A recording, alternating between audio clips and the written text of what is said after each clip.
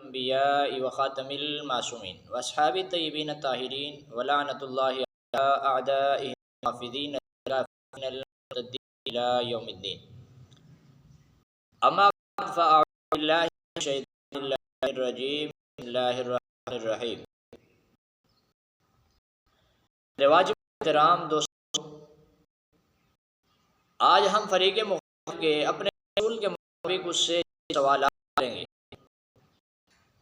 فریق مخالف کا مذہب ایک ایسا ذلیل مذہب ہے، ایک ایسا شرمندہ مذہب ہے،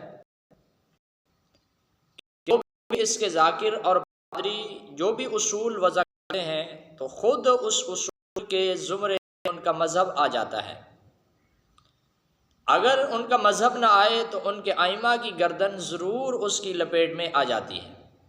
تو اس قدر یہ شرمندہ اور اس قدر یہ ذلیل اور اس قدر یہ ایک باطل مذہب ہے جس اسلام سے کوئی تعلق نہیں ہے، اسلام کے مخالف مذہب ہے.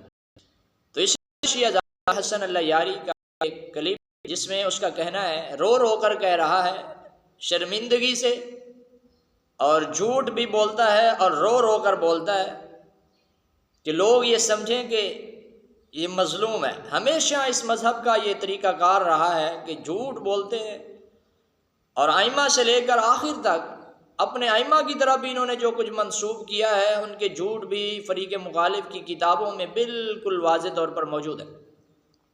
تو اس طرح یہ شیعہ ذاکر بھی ایک جھوٹ بولتے ہوئے رو رو کر کہہ رہا ہے کہ نعوذ باللہ من ذالک نقل کفر نباشد، کہ حضرت عمر بن خطاب رضی اللہ عنہ نے نبی علیہ السلام کی ازواج مطہرات کے سامنے کچھ باتیں کی جس کو وہ توہین سے تعبیر کر رہا ہے. پہلی بات تو یہ ہے کہ اس بات کو امت مسلمہ تسلیم نہیں کرتی. پھر الزامی طور پر ہم پوچھتے ہیں کہ اگر کوئی شخص امہات المومنین کے سامنے اگر کوئی گفتگو بلند آواز سے کر لے یا ان سے کوئی سوال کر لے یا پوچھ لے، اگر اس میں توہین پائی جاتی ہے تو ہم پوچھتے ہیں شیعہ مذہب جو امہات المومنین کی جس مذہب کی بنیاد میں توہین پائی جاتی ہے تو وہ تو پھر ابلیس سے بھی بڑا مجرم ہوا. فیصلہ تم نے خود کر لینا ہے، یعنی جو اصول تم وضع کرو گے اسی اصول میں سارا کا سارا مذہب اس اصول کی لپیٹ میں آ جاتا ہے. تو فریق مخالف کا مذہب تو بنیاد سے ہی اس کی لپیٹ میں ہے کہ یہ امہات المومنین کا انکاری ہے اور ہمیشہ امہات المومنین کو گالیاں دیتا ہے.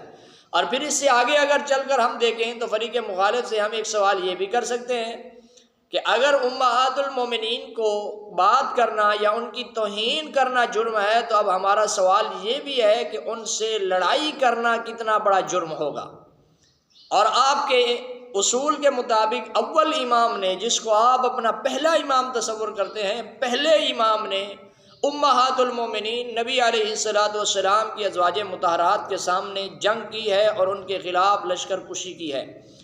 اب سوال ہمارا یہ بنتا ہے کہ اب آپ کا جو فتویٰ ہے فریق مخالف شیعہ ذاکر حسن اللہ یاری کا، وہی پہلے امام پر بھی فٹ ہوتا ہے کہ جو فتویٰ حضرت عمر بن خطاب رضی اللہ عنہ کے لیے پیش کیا کہ نعوذ باللہ من ذالک نقل کفر نباشد، کہ ابلیس کا جرم بڑا ہے یا ان کا، تو اسی طرح ہم بھی پوچھتے ہیں الزامی طور پر اپنے فتوے کے مطابق بتائیں کہ جرم کس کا بڑا، امام کا یا اس کا؟